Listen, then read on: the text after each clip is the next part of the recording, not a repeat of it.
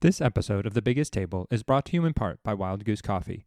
Since 2008, Wild Goose has sought to build better communities through coffee. For our listeners, Wild Goose is offering a special promotion of 20% off a one-time order using the code TABLE at checkout. To learn more and to order coffee, please visit wildgoosecoffee.com. In this episode of the Biggest Table podcast, my guest, Laurie Johnson, a political science professor at Kansas State University, delves into the socioeconomic impacts of capitalism, particularly in rural America. Drawing from her books, she examines how historical and economic shifts have led to political and cultural divisions emphasized by urban-rural divides and the rise of Christian nationalism. Laurie also highlights the detrimental effects of agribusiness on rural communities and the loss of traditional lifestyles. She proposes Christian direct action as a solution, inspired by Dorothy Day's Catholic worker movement, promoting community cooperation and support. The conversation underscores the need for rethinking economic systems, community belonging, and direct involvement to address current societal challenges. I hope you enjoy the episode.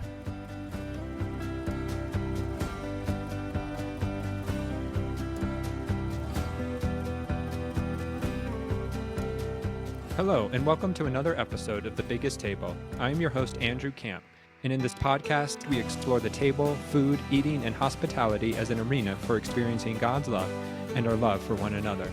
And today, I'm joined by Laurie Johnson. Laurie is a professor of political science at Kansas State University. Most of her 8 books have aimed at developing a thorough understanding and critique of classical liberal theory. Building on that background to understand current ideological divisions, her book Ideological Possession and the Rise of the New Right was published in 2019. Her latest book, The Gap in God's Country, A Longer View on Our Culture Wars, was published in 2024 by Wipf and Stock. She provides weekly content on her political philosophy YouTube channel, currently with over 24,000 subscribers, and its associated podcast. She is co-founder and president of the Morin Academy, which provides free and low-cost online classes and reading groups. She is also associated with John Paul II Catholic Worker Farm in Kansas City, Missouri. So thanks for joining me today, Laurie. I'm excited for your conversation. Like I mentioned, as we were getting situated, I loved reading your book. You and I connected through a mutual friend, Derek Vreeland, and I'm not versed well in political theory and its implications for, where we are today, but really appreciated and excited to have this conversation. Me too. Thanks for having me. And I understand your podcast is quite a bit about the food angle, as you said. And yeah, I listened to one of your podcasts where you interviewed Adrian. I forget his last name. Adrian Miller. Yes. Yeah, on soul food. And I really enjoyed that. I'm getting into soul food again because that's kind of part of my family background. My dad comes from Kentucky. So Adrian's right that white and Black people in the South both kind of like share that parts of that cuisine. Right. It also doesn't have to be unhealthy. So I was like, wow, finally somebody who actually is. So I really appreciate your podcast. Thank you very much. I really appreciate that. And so we're just going to jump right in just because I think your book speaks to this cultural moment we're in. And you sort of want to paint this broader picture that, we're seeing this rise of Christian nationalism and this right-wing populism. It's an issue for a lot of evangelical churches and just churches in general.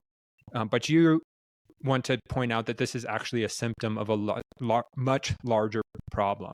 And so can you sort of give us a 30,000-foot view of what you mean by this? Yeah, I'll try. Yeah. So you'll notice when you look on those electoral maps, right? Mm-hmm. And especially the ones that break the elections down by county. If you look at one of those county by county maps that, red and blue, you'll find that the blue is concentrated almost entirely in urban areas in almost every single state. And that in any part of the country that is relatively unpopulated, is red. And so right away that indicates that there is a geographical dimension to our political divisions. And so, to understand why that is, you have to go back into agricultural history, a little bit of economic history. And so that's part of what I did in this book. And I covered the dynamics of the how the capitalist economy more or less, as it developed, created these periods of mass migration, of, intensive urbanization, and really kind of life-wrecking dynamics in rural areas, starting all the way back. At one point in the book, I go back even into the 17th century and Right. earlier to talk about the first development of this, where the lords were in England, was where I concentrated, because that's kind of where this all began. They kicked the peasants off the land because they wanted to make more money off of the grazing of sheep and things like that.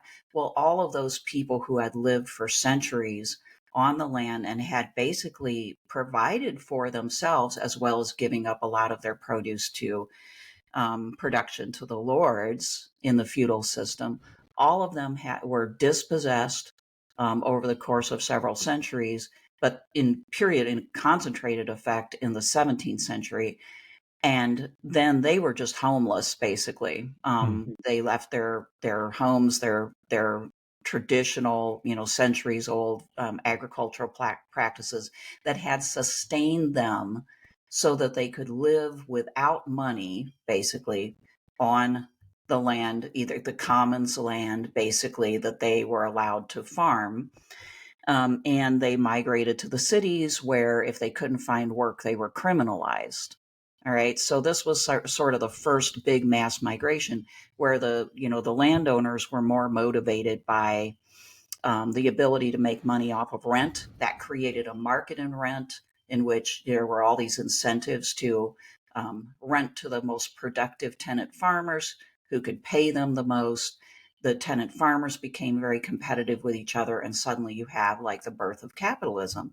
And one of the things I really wanted to impress on people is, in any of these periods of time where you got a lot of urbanization due to a change in agricultural practices, this led to disinheritance from the land, um, the adoption of a money economy, meaning that, people had to survive by making money. They had no direct access to actually providing for themselves.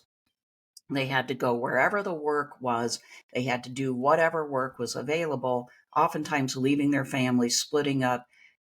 If they didn't find work, in the early system, they were criminalized and actually thrown into jail as vagabonds or whatever. In the United States, we saw, first with colonialism, the dispossession of the Native Americans and their way of life, which was a huge disruption and decimation of their culture. And then in the wake of that, and I kind of lean on Wendell Berry in The Unsettling of America, his book, The Unsettling of America, for this, you see a similar dynamic as these settlers who, for several generations thought, this is the way of life. I can run a farm, I can take care of my family, and what surplus I make, I can sell, but I have this independence. That way of life was also crushed by our big ag system. And that big ag system, which encourages farming huge tracts of land, the production of commodity crops, it has literally decimated our rural areas, broken up families, caused people to move wherever they need to do. And our economy is constantly changing. So these wage laborers and salaried people are constantly having to basically shift and change what they do for a living and retool. Well, all of that is just culture destroying, family destroying, community destroying. So those big events in our economic history, and particularly in our agricultural production, had profound effects on the way of life in rural areas. Small towns are just being destroyed, right? So that's putting a lot of pressure on people who still live in those areas and are trying to survive. And so I think that it's not that it's well articulated or even understood, but this creates a lot of anxiety and alienation on the part of people, not only who still live there, but the people who left and who tend to now live in these suburban areas, surrounding cities. They also are quite red in a lot of cases, right? Because they're the ones that whose lives have been radically changed. So I mean, I could go on, Yeah. but yeah. No, and that's what's interesting is that, because a lot of people have bemoaned the rise of this agribusiness and this large crop farming and what it's done to soil and, our foodways. But what you bring in is this perspective of what it's doing to our political ideology, our religious belonging, and, just community in general. And, you talked about this violence of this location and, Hmm. that it is, you know, capitalism for the good it does do. There's a lot of violence underlying it in a lot of ways, from the treatment of humanity, whether that's indigenous folk or African Americans. Like, a lot of violence has been done, but there's violence being done to the uh, small farmers who have had to relocate or lose their farms because of big agribusiness. Hmm. And also small businesses, all Yeah. the other parts of the rural community have been affected too. So now, when you go to a small town in Kansas, in the western part of Kansas, for instance, what you find in the way of a store might be a Dollar General. Hmm. The farmers that are in the area cannot supply their own people with food. You can't eat locally in a small town where you're surrounded by farms. There's very few services. The services are poor, like medical services are very, very poor in a lot of cases. Their educational system is bad because they don't have the tax base to be able to pay for one that's better. So they're oftentimes they're at just a serious disadvantage. And for people whose families used to be in these smaller kind of subsistence and diversified agriculture, there's a real big loss of identity. Hmm. And, we live in a time of identity politics where a lot of other people, minorities, women are like claiming, they want recognition for their identity. And I think this is, again, kind of unconsciously agitating people who've been affected by this massive change in our economy, because they also, too, want to have an identity, express their identity, and have their identity um, respected, and that hasn't happened in their view. And so they are getting more and more strident, you know, Yeah. and angry. And this is partly why it's an economic conflict, but it's also like literally a social, cultural, psychological conflict in which there's a great deal of just social resentment, and they do not feel as though they are being heard or listened to. Hmm. Now, at this point, things have gotten so like bad and out of control. It's kind of hard to, I'm sure, for a lot of your listeners to feel a whole lot of like empathy. Right. But I think we still have to try, because the only way out of this situation, whether they always have a good argument or not, is to try to understand how we got here. For sure. Yeah, because I think, like, when you talk about capitalism, you talk about this allure of capitalism that, if we follow certain rules, there's this upward mobility that is promised to us, I think, in America, and Hmm. you talk about, Leave It to Beaver, the TV show, um, and yet when that doesn't line up and when you follow the rules in life, you don't live out the American dream. I think what you're getting at is that, these people who have been forced off their land or dislocated for whatever reason, they're now finding, hey, wait, what you promised me isn't happening. And so who am I in light of the loss of my identity, my community, my belonging? And so where do I Hmm. find this belonging? Right. Yeah. Milton Friedman and, the crew in the 1970s and 80s who really sold this new way of life and this new type of economy pretty strongly, actually presented it as almost a sort of ideological religion. Yeah. Friedman said, this is a new faith. And one of the more seductive aspects of this was that, people were taught to kind of like strive for that beautiful, perfect life, that sort of heavenly existence of the Yeah. Cleaver family, where the man could do work in an office, didn't need to get dirty. Ward Cleaver, for those who know Leave It to Beaver, the show from, I think it was in the 50s and 60s mainly. But he was the son of a farmer who left the land because he was like, this is getting very hard. This is difficult. There's much easier work in the city. And I can provide for my family, and we can all like live very clean, tidy Yeah. lives, and the wife in this picture stays home, and she becomes the consumer of the family, right? Right. And this was sold as the beautiful best way of life. But I dwell on Friedman a bit in the book because this literally had kind of like it's like a false religion in a way. You've got this heavenly picture, right, of the perfect lifestyle. Then you're told that if you don't achieve that, it's because you have somehow more or less sinned against the system. You're not well prepared. You haven't made smart choices. You don't know how to pivot quickly enough.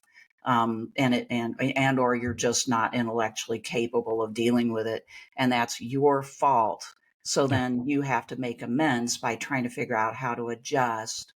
Well, I mean, if you can feel kind of like the lack of social bonding, even when I say that, right? Mm. That instead of saying we care about you, and if we're going to transform this economy, we need to actually like anticipate that you're going to be hurt and therefore do something about that. But because we care about you, basically instead people were blamed for sinning against the system and then kind of criminalized and put down if they had any of the pathologies that tend to grow up around this, like, I don't know, alcoholism, mental illness, drug Yeah. abuse, So it's been we have a very punitive view of failure, even though our society and particularly our government encourage that transformation in our agricultural system, which I tend to think is making us less secure. And the new way of life hasn't necessarily made anybody more happy.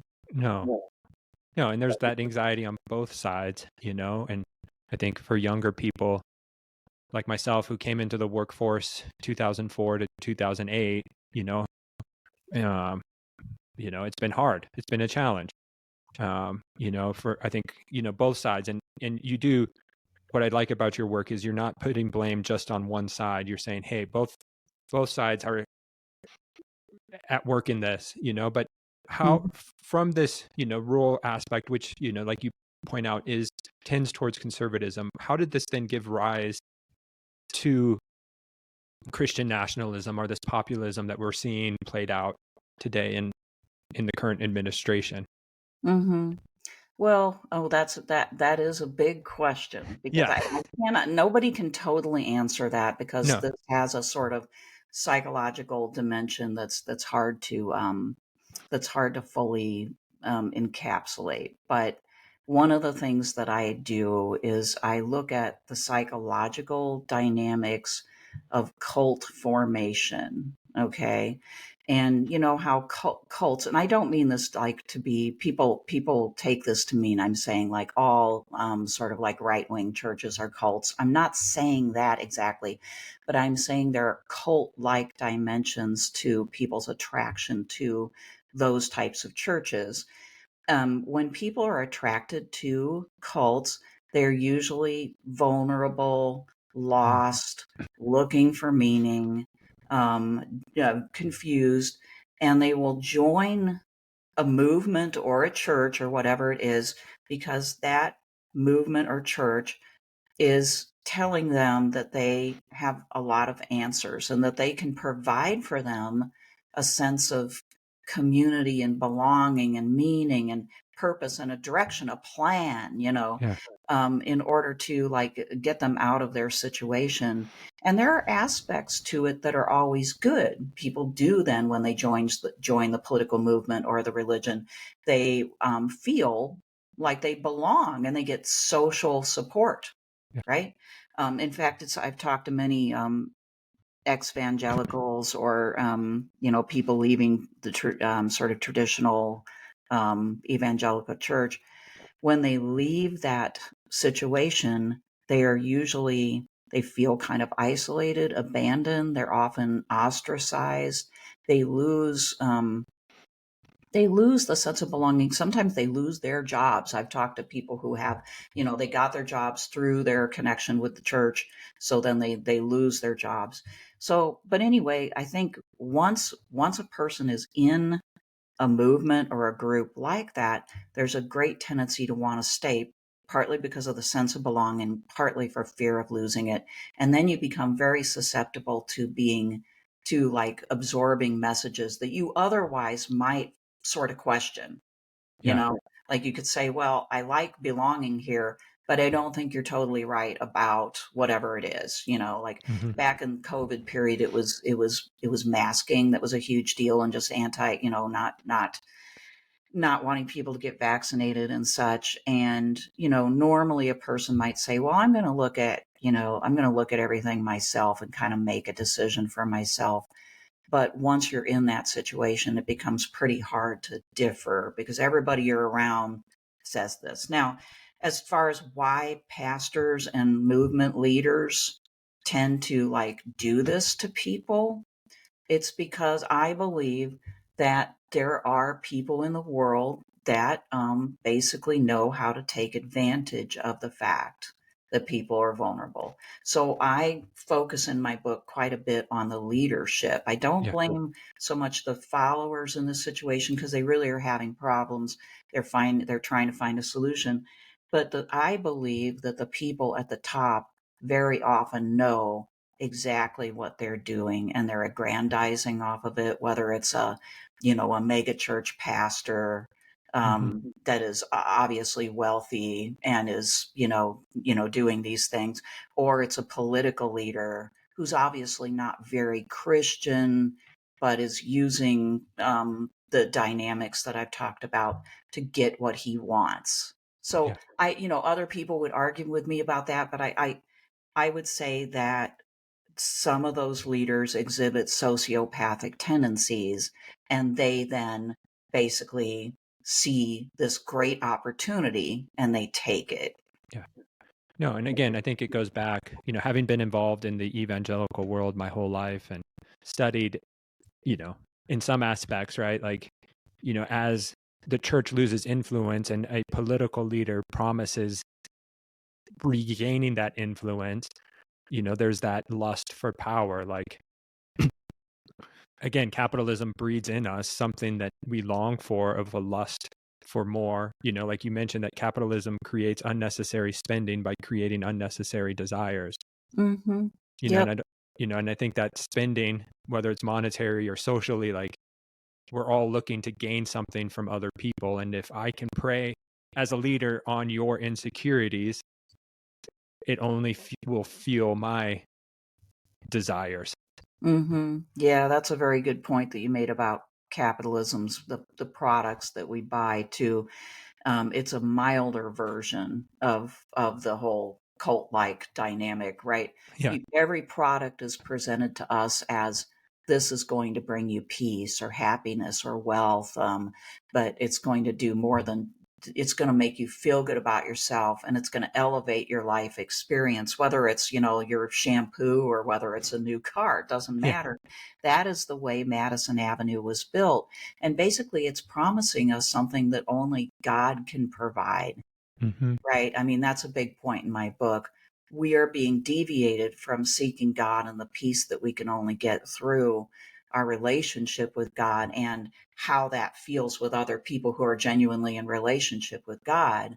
And the commercial economy, as well as these political leaders, prey on that and promise you something that is not God, that's basically mammon. Yeah. And we are therefore then worshiping false gods. I mean, this is something that Christians have been told, throughout the decades: beware of worshiping false gods, and that, products can be false gods, Yeah. celebrities can be false gods, politicians can, but people aren't, they don't hear it well. It's very, very hard to hear it and then change your life accordingly, because the whole system that we're surrounded with encourages the opposite of that. So people Yeah. become very confused, and they think, this is my religion. If I'm following, the big orange man, I am basically, I don't Yeah. know what I'm supposed to refer to him as, but like, then I'm doing God. I am literally kind of following God, or, Hmm. God's man. Yeah. So this is the mistake that we make, which is very unfortunate for Christianity. And I think young people, the people that are the age of my students, it's really turning them off to our faith. Yeah. No, Yeah. for sure. And you were mentioning as you're talking and as I was preparing for this, reading your book, I just finished also Malcolm Foley's book. He's a Black pastor and historian who works at Baylor, but he wrote the anti-greed gospel and how the worship of mammon and is actually lying at the heart of racism. And um, you're in his podcast are actually going to come out 2 weeks apart, and I think they actually will have some similar themes. That's Um, good. and but like because you mentioned that once we're in the system of capitalism, we're actually no longer free to choose to compete. Like it is, like it's the air we breathe, and so um, Right. and I think then religions, whether whatever religion, I think can fall prey to the allure of capitalism. Like we're all competing for people's attention, and so how can I get people's attention? Like we sometimes resort to low means, our For base desires. Um, sure. Well, when you think about it, we are, whether we're, hourly wage laborers, or whether we are professionals, or honestly, even people who mainly live on a trust fund that's invested in the stock market, we are all kind of at a subconscious level, I think, at least, aware that we rely for our very lives on this very, very complex economy and the government that's huge and unfathomable that supports it, and that we are real powerless. So that, if I'm a wage laborer, I could be out of my job at any moment because, like, capitalism has moved on to another product right. or means of production. Or, if I'm a professional, which is occurring right now in my own field, automation is going to like eliminate certain jobs, and we're going to have consolidations, and nobody cares about the liberal arts because they don't help with the economy anymore. And then even if you're like a retiree and you have quite a bit of money, or you living on a trust fund, you're one stock market crash away from poverty. And we don't have any, like, there's two things that people used to be able to fall back on more: Yeah. their own ability to eke a living off the land so that they could feed themselves somehow and house themselves. And then other people in social networks that are healthy and intact, that you can say, hey, can we band together and help each other survive here? So we are really kind of naked in the face of this system. And we may not, the ideology that says it's your fault, you need to work harder, it will happen, that kind of interferes, I think, with our ability to see just how vulnerable we are. But that underlying anxiety lends itself to us moving towards these, more or less, these like false religions that Yeah. promise us this thing that we long for. No, it's true. And I think, you know, myself identifying more liberal, and, listeners, if you're more liberal, like we feel the anxiety, right? Like I sell wine for a living, and I just saw a news article right before recording this podcast that Trump is threatening 200% tariffs on, French and probably Italian wines, which would wreak havoc on this industry, right? Like, Mhm. and so my anxiety goes up, and so now my base desires are to blame everybody else, you know, Uh-huh. which will lead me towards further isolationism. So I think on both sides, we're fearing this anxiety of the loss and you know, the lack of control we have. Um, and so, Absolutely. Yeah, the lack of control that we have, and we can't seem to formulate a plan that can overcome it. So you feel like you're in this extremely vulnerable state. There's a term that I use in the book that I borrowed from another scholar, but the term is precariat. hmm, The precariat is a large group of people. They're divided by all the different occupations and walks in life. But a great mass of people is in the precariat simply because of that feeling of precarity that you're Yeah. talking about.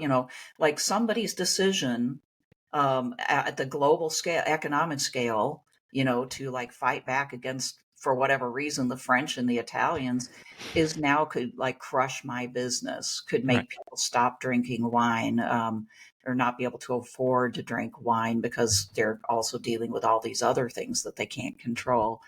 And yeah, like the anxiety and the alienation, you don't feel like you're a member of a community or a family if you literally feel like you're being attacked. Right. Yeah. Yeah. Yeah. So we're seeing it on both sides, but you thankfully don't leave us hanging, right? Like you do provide an alternative rooted, in Dorothy Day and the Catholic worker movement of, the early 1930s, 40s, if I'm remembering my Mhm. Dorothy Day history correctly.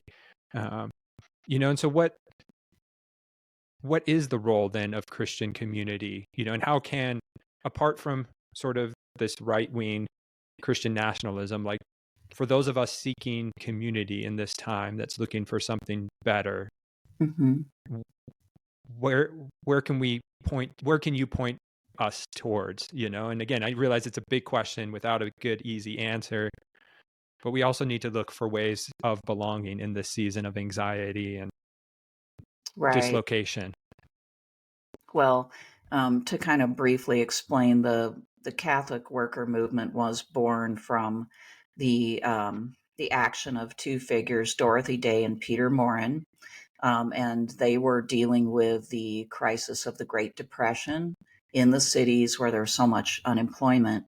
And so Peter Morin in particular was inspired by the idea of workers cooperating with each other, forming, on the one hand, these like groups, reading groups and discussion groups, so that they could understand what was going on better Right. rather than being so lost and just confused.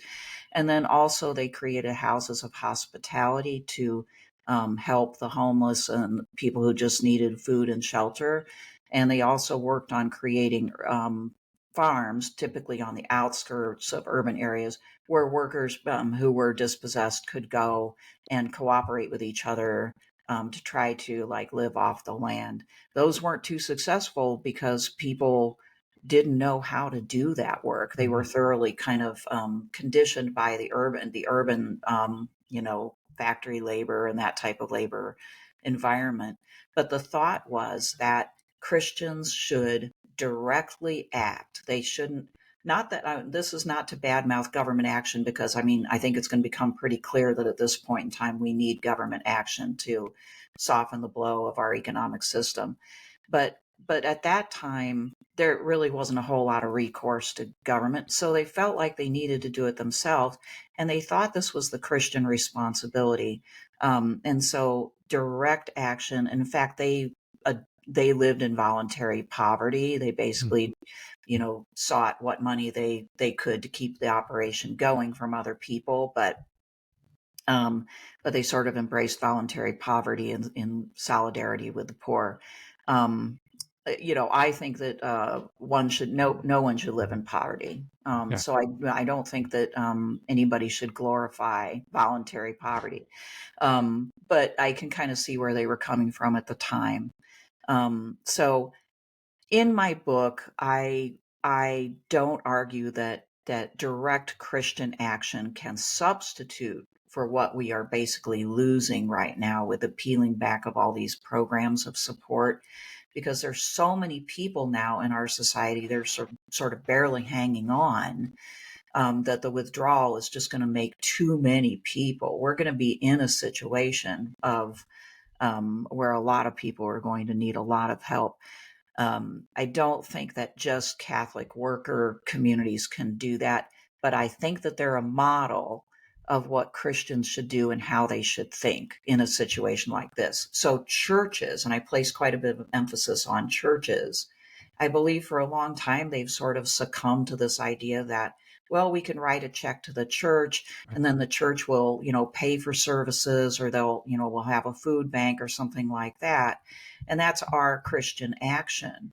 Whereas what we really need is first of all, we need to, like, actually in our churches, we need to support ourselves, each Hmm. other, which we do not do very well. No, We do not. no. We come to church, we worship, we go home on a good week, right? Yeah. And we don't, like, think of each other as people who can, like, come to each other's aid and work together and share.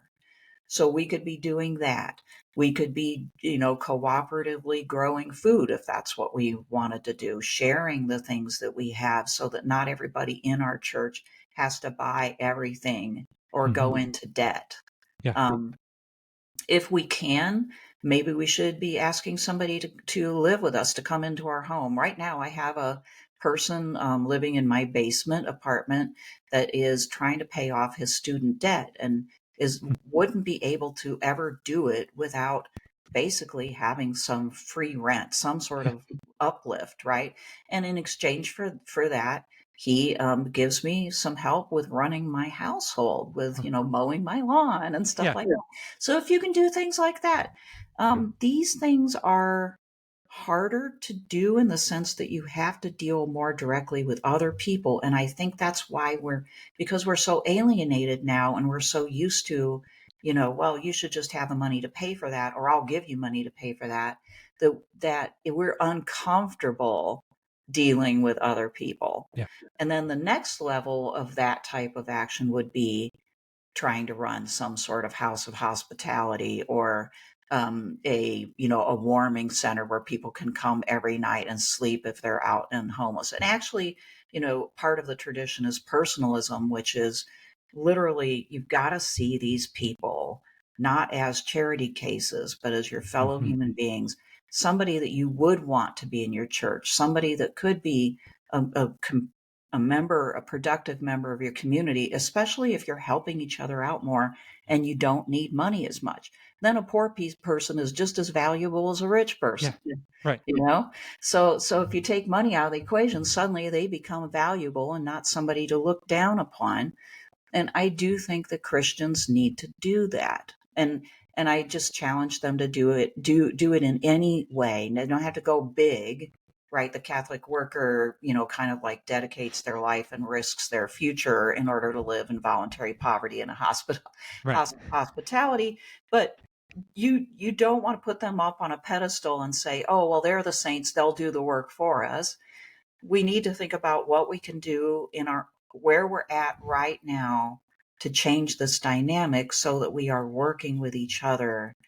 If Mm. I could depend more on my church, my fellow church members and my neighbors, I wouldn't need as much money. I would feel more security. I wouldn't feel so precarious. And maybe I wouldn't be as likely to join some sort of, kind of like ultra radical right wing movement that is basically an anger and resentment movement Yeah. as a result. Wow. Um, Again, there's so many themes that you're touching on that I think of what Malcolm touched on of, like the solidarity, we, like you said, we write checks to the poor or we write checks to a food bank, but we don't think about the issues of hunger and the systemic problems with the system. Hmm. Or we go and we serve the poor for a day and then we come back, and again, those are good steps that I think Yeah, beginning steps, right? Like I don't want to minimize those steps, but how do we move towards solidarity with people, right. so that Maybe it's doing one thing, like proposing to your church to do a cooperative daycare center, right. or reaching out to one neighbor and saying, hey, would you like to work on this? I've got a backyard, you don't, would you like to grow some things here with me? Hmm. I don't know, there's so many different possibilities, and I do think that church leaders ought to try to encourage that and coordinate it rather than having individuals kind of haphazardly go about it. As good as those steps can be, Right. great if we could organize more. For sure. Yeah. um, because again, if we as Jesus followers take Jesus's words and the words of the New Testament author seriously, like there is a desire that God's people share things in common so that no one is lacking or no one is needed, that there's equality, equal distribution of resources. And, Right. like we say as evangelicals, like we're people of God's word, but when it comes to the economic issues of belonging, it seems like we sometimes have a harder time wanting to enter more fully into that. And I speak as one who struggles too with it, right? Like, I have a family, I have young girls. Like, what does it mean to take care of my family, but also then look towards the larger community and, Hmm. and not sacrifice one for the other? Those are big questions to ask. Right. Yeah. I mean, maybe for those of us who do have a decent income, maybe it is to, in effect, I mean, for some people, to give less of it to nonprofit organizations Hmm. and to keep some of it and use it directly to provide, you know, in your own home or elsewhere for some sort of community need. A lot of times we, select what we're going to give our financial resources to the nonprofit for the not just for the tax deduction, but it seems to have this aura of legitimacy around it that we've Right. adopted, where it may be that your some family member needs a place to stay or could use a car that you could buy, or Yeah. so there's also that, right? But I think that the thing that gets in the way, as you pointed out, first of all, like we're all so pressed for time because we all have to work full time now. Right. To the partners in the marriage, both of them are working, right? And I'm not an advocate of like the traditional family, coming back. I'm not an advocate of that. Right. But I would just point out that, the economy at a certain point during the Cleaver era gave us the potential advantage that, people could work half time Yeah. and then they could spend the rest of the time taking care of their family and maybe once again being able to take care of their extended family, which people used to do, right? Right. If and and now we can't do that. So then, but we've got this money that we've made. So then we give that to somebody else to try to take care of people. So I it's tough. It's tough to make any sort of change because of that, because you don't have a lot of time. And I guess that's why I say to start small and Hmm. just try something. The other obstacle is, honestly, we just don't want to do work. Hmm. If you worked all day, and then you're being asked to, work, whether it's, tending a garden, Yeah. or taking care of somebody's kid, Hmm. or, spending 4 or 5 hours with somebody's elderly parents so they can go get some shopping done, or whatever it is. That is uncomfortable, not just because it might sometimes, in physical work, which is particularly unattractive to us at this point in time, but also because it's like, again, dealing with other people. We have this opposite tendency that's happening in our society where it seems like especially young people are just holding up in almost complete isolation Yeah. because it's become so uncomfortable for them to just deal with even calling somebody on the phone. So, asking them to make a connection with people, talk to them, work with them, that's super hard. But Right. I would challenge people to do it because it's literally life changing. And if Hmm. you want to meet God, you will meet him in your neighbor and in the people at the warming shelter, the homeless shelter, or in your home when you invite them in. Yeah. That's where you can meet God. I mean, there are other places you can meet God, but that's a pretty primary way. And so and as you adjust to dealing with other people, they change your life and Right. you're exposed to new people, new ways of life, new thoughts. And it's exciting. Yeah. It's scary, but it's exciting.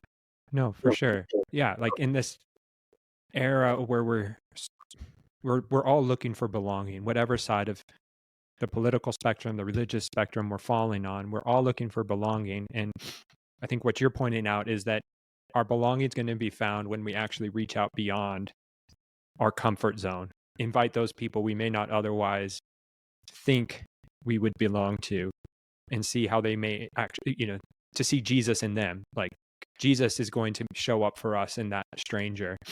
Yes, and Jesus will show up for them in us. Yeah. And then, your relationship with God will be more cemented, and that better relationship with God is our shield against being susceptible to these ideological movements, to the worldly temptations to, go off on these very dangerous tangents. My dad, if you have the time, I will give my dad as an example of this type Yeah. of thing. He is almost 98. He'll be 98 in April. Oh. And we lost mom, like, I think about 3 years ago now. And he's always been like this, but he ramped it up, right? He's of sound mind and body. And so what he does is things like he's like Mr. Tomato Man. So he grows tons of tomatoes in his yard, and he grows other stuff as well. And then we have a community garden plot that we work on together. And he gives this stuff away to our neighbors.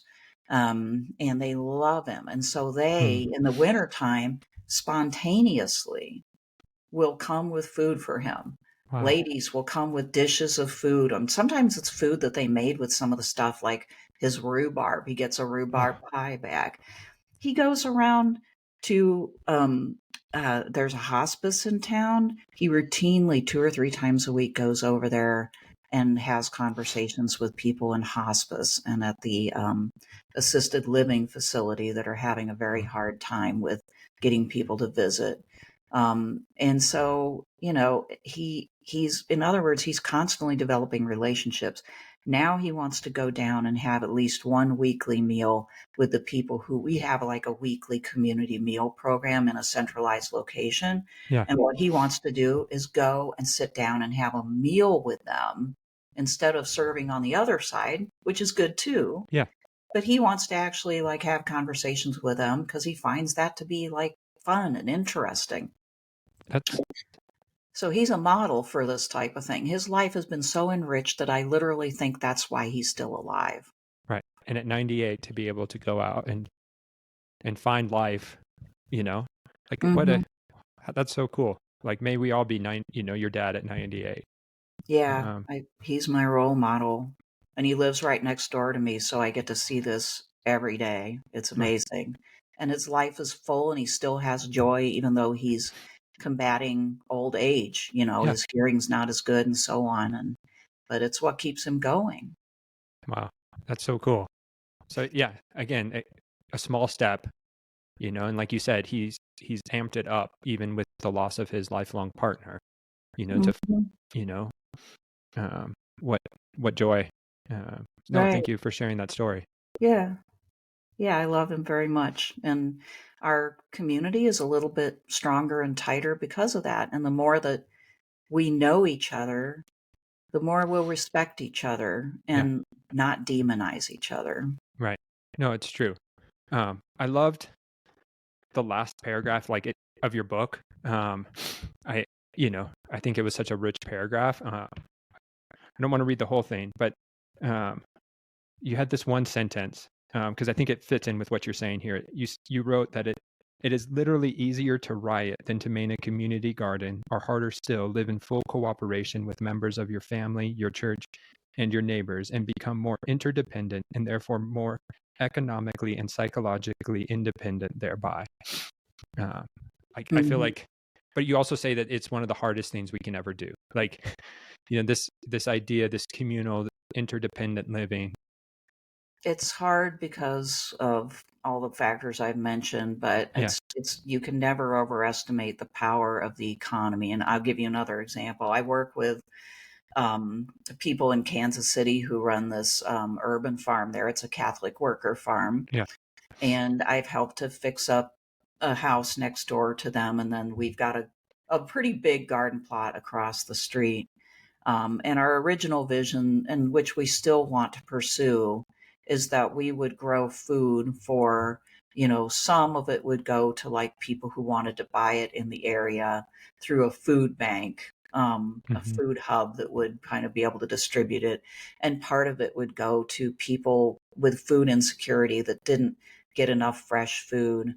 we got stymied by the fact that charitable organizations in the area that wanted to distribute food were hooked on commercial food that was packaged and or pre-cooked, Yeah. and they could just take as because the grocery stores want to Right. give away that food, or they get a tax deduction for it. And again, I don't want to like discourage that because a lot of people are living on that.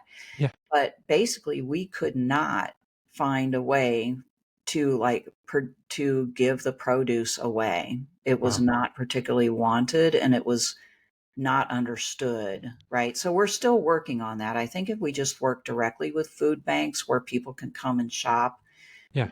we will be able to do it. And actually, right now we're searching for an intern to kind of help us with that type of gardening and Mm. moving over to kind of more like not so immediately perishable vegetables that could be given in that way. Right. But, faced with that, and then just faced with we're in an urban environment that is, it's underserved in so many ways. It's hard to get people to come there and live there and want to engage in that work. And in the case of this type of work, it is hard physical work, Yeah. you know. But also it keeps you fit and healthy at the same Yeah. time. Yep.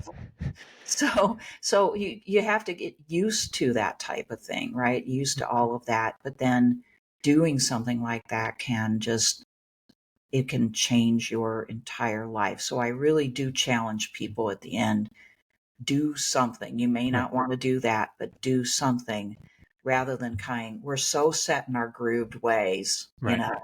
and then we focus on the news like, oh my gosh, but as much as we do need to know what's going on, just listening to the news and having opinions about it doesn't change anything. No. Mm-mm. Yeah. Yeah. No, and I love that word, and that's starting small. And yeah, for me, just to share an anecdote, like I met with the sort of director CEO of our local food bank this week. Just okay, what's going on? Like how you know what what's being done? Like they do great work, giving food out, but like are there conversations happening about like the larger systemic issues of food insecurity, and Hmm. where can I help in that role, or where can I volunteer? And so it's you know my passion for food and the table, like that's where it's leading me, you know, to reach Hmm. out, and what that looks like. And not quite Yeah. sure yet, but like it's taking that first step, and it was beneficial. Yeah. Like there's an operation in Lawrence, Kansas, I want to say, where people are organized to actually produce food on, a farm. I think it's probably more like a large garden, and then they have a kitchen, Mm, and they basically go from farm to table, wow. and then that is kind of like a restaurant for anybody that wants to come in. They Yeah. don't check for need or anything. Anybody can come in and enjoy a meal, and that process creates like an incredible community amongst those people, and a context where they can meet up with people that may be food insecure, but they're also just cool, interesting people Yeah. who can be a part of that community. So that kind of thing is, I would encourage, right? And maybe like churches actually organizing that type of arrangement rather than just taking, canned goods. And we Yeah. often give like the worst food to the poor. Yeah. Empty calories, full of processed. Mm. Yeah.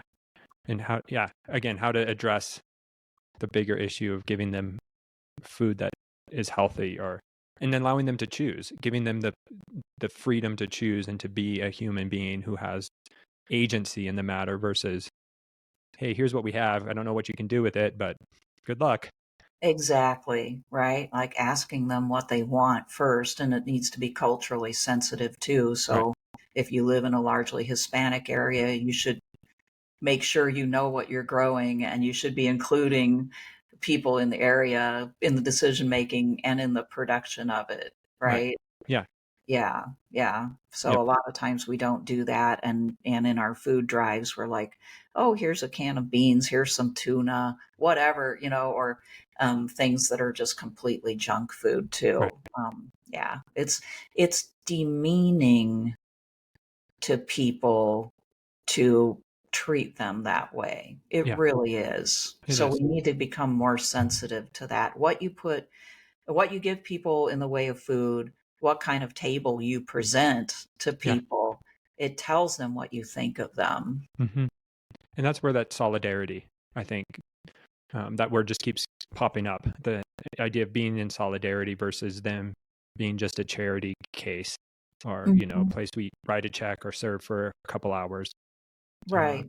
And but then all of that type of activity builds actual community, which is the first step towards rational organization yeah, against major political upheavals, right? right. Like, unless you have that cohesion and you really understand each other and you understand the problems that you face, how will you ever organize against, the destructive things that are occurring right now? Hmm.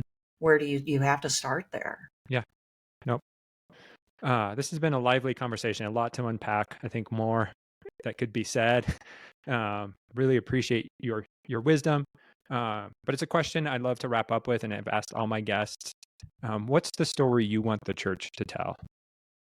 Mm, well, I like that early church story, right? When Christians were first starting out and they didn't have a lot of money and they were persecuted, they were a minority, Hmm. um, and they really did have to help each other, and brave situations um, and that they couldn't predict and that were often pretty dire. But Yeah. they believed enough in what they were doing that they persevered. They had a direct relationship with God, that spurred them on. And I think we need to reconnect to that. And we need to feel that we are like them, that Mm. we aren't just members of an organization where we get sort of served a message and it's almost like we're clients of a Yeah. church, receiving absolution and then going home, but that we are literally like them. And more, we're in a situation of adversity because for the most part, people either think that they either think badly of Christians because of the political dynamics in our country, or the Christians that we do interact with are not interested in this and are kind of almost hostile. Yeah. Well, they are hostile in some cases. And so we are kind of like a smaller group, that is living in very difficult times that may even lead to persecution if you disagree enough with what's going on. Yeah. We should reconnect with that old kind of like daring, convicted Mm. mentality, and start relying on each other. Yeah. Yeah, like, um, yeah, I don't know what else to say. I just feel strongly that we've moved away from that Hmm. and that we need to get back to it and remember how tough these people were and they were even willing to risk their lives. Yeah. Yep. Yeah. No, for sure. I love that word. And then some fun questions, to wrap up about food, since, I love food. What's one food you refuse to eat? Oh, well, I don't like having fish with their heads on. I wouldn't say I Okay. refuse to eat it. Um, Maybe like I've never had brains of any kind. That's probably a reason why. It's just Yeah. like, ugh, yeah, like, but I'm actually pretty adventuresome when it comes to Okay. food. Nice. That's fair. Um, what's one of the best things you've ever eaten? Oh, well, so one of my favorite foods, maybe because of my Southern heritage, is catfish fried with in Yeah. cornmeal. Yeah, Yep. and collards. So Mm, actually I made a video. It's not public because I don't want to be seen as like a person who's doing cooking shows. But for our Patreon followers, I made a video of me cooking catfish and collards. So I love that. And then of okay. course I do love a good steak. I mean, Yeah. honestly, I can't help it. Yep. Yeah. Yeah. Fair. And then finally, there's a conversation among chefs about last meals, like as in if you knew you had one last meal to enjoy, what would it be? And so for Lori, what might be on your table if you knew you only had one last meal? Man, that is tough. I actually think it might be it'd be the catfish, the collards with the bacon and balsamic vinegar. It'd probably be like a side of okra. Hmm. And I don't know, honestly, a very good cocktail. Yeah. Okay. Yeah. Or maybe a great beer, maybe an Okay. IPA, but yeah, or two, if the Yeah. case would For be, if it sure. was my Yeah. last meal. Gotcha. Do you have a spirit of choice for a cocktail? Like, do you venture towards one side or the other? Or I like gin and tonics for a yeah. cocktail and anything that's kind of like also herbal. I don't like sweet. I don't really No. like sweet drinks. And I will take a straight, scotch or whiskey Right. too. I don't like a lot of like mixtures with a lot of sugar in them. No. I also like a good like red wine like Pinot Okay. Noir or Yep. something like that. For sure. And then IPAs are like my favorite beers. Okay. Fun. Do you have a favorite IPA, like local or national? Um, No, the Tallgrass local brand here has some decent IPAs, and there's Okay. one called 8-Bit that I kind of tend to favor, but like I'm still roaming around trying to, find the best IPA. Yeah. No, I'm with you. A good IPA. And some friends, some other wine reps. We were just gathering yesterday, and they had 4 bottles of Pliny the Elder, Mm. which is from the Russian River Valley Brewing Company, I believe. But it was just it's a highly sought after, limited allocated um, IPA, but just so clean and crisp. And you're like, oh, a really good IPA that's done well is Oh, just, what was it called it's again? called Pliny the Elder. Okay, I'm gonna have to remember that and give it a Yeah. try because we have a local store that gets an awful lot of. I wouldn't be surprised if they either have it or they could get it in, so Yeah. I will try that because I do like that. It's because it's an IPA is just really refreshing. Yep. It doesn't weigh you down. It No. doesn't make you Mm-mm. feel, yeah, full. Yeah. No, and I don't want the double, triple IPAs. I like, I don't Mhm. need a heavy beer. Right. Uh, you Yeah. know, but nor do I want to drink Bud Light. No way. Never again. When I was in college, we had a beer called Schaefer. I don't Okay. know if you know. Oh, No. man.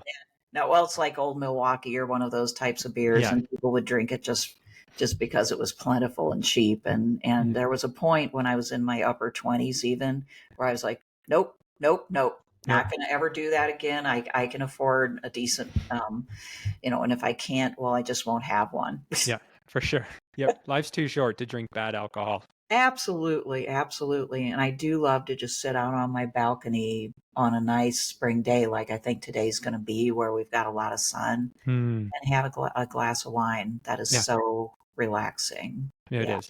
That sounds delightful. We're supposed to get snow in Flagstaff, like I mentioned earlier today, and so I wish I could sit out on our porch and just enjoy spring weather someday. Yeah, maybe not today, but soon. Yep, soon. Well, Lori, this has just been a delight. I really have enjoyed your wisdom, your historical insight into this moment we're living in. And so if people want to connect more or learn more about what you're doing, where can they find you? So, I am a president of something called the Morin Academy, and that's spelled Maurin. Hmm. And they can go to pmorin.org or just search for the Morin Academy and they'll find our website. And from there, we've got like a whole tab for classes of different kinds. Okay. And one of the best ways to hook up with us is to get on our Patreon. We have the Yeah. free level, and then we have 3 other levels that will get you into reading groups, classes, and we have a speaker series. So Awesome. yeah, there's a lot of ways. Yep. And we'll make sure that that's all in the show notes as well as your YouTube channel so people can learn more that way. So Thank yeah, you. thank you. And if you've enjoyed this episode, please consider subscribing, leaving a review, or sharing it with others. Thanks for joining us on this episode of The Biggest Table, where we explore what it means to be transformed by God's love around the table and through food. Until next time, bye.